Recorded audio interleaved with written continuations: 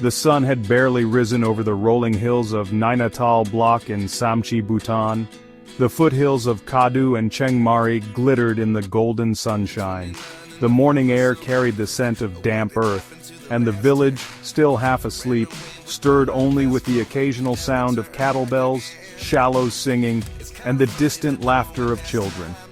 Among them was Damber Ghalley, a 13-year-old boy whose world was small yet full of wonder. Damber was an innocent child, untouched by the weight of politics or the shadows of unrest that loomed over Bhutan in 1990. He loved running barefoot through the fields, climbing trees with his friends, and watching the river flow lazily beyond the village.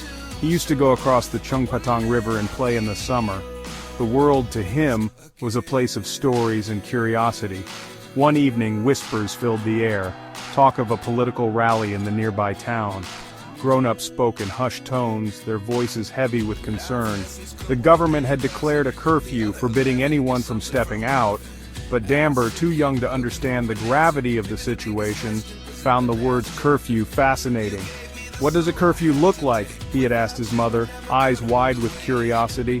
His mother was illiterate. She was from a remote village. Indeed, she also did not know the meaning of curfew. Even then, she wanted to say something. She had merely shaken her head, busy with her chores, telling him to stay inside.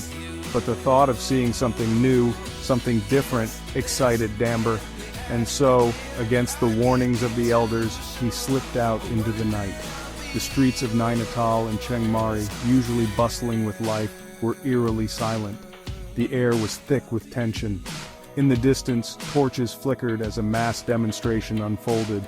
People stood together, their voices rising like waves against an unseen force. Damber did not understand their chants or their sorrow, but he watched in awe. Suddenly, chaos erupted. A gunshot cracked through the air, followed by another. Screams tore through the silence as people ran in every direction. The peaceful protest had turned into a nightmare. Damber stood frozen, his heart pounding. He wanted to run, to find safety, but his feet refused to move. And then, a bullet found him. He fell, his small body crumpling onto the cold ground. Blood seeped into the earth beneath him, and his innocent eyes flickered with the realization that he would never see the sunrise again. By morning, the village heard of his death, but there were no headlines, no justice, no mourning from the authorities.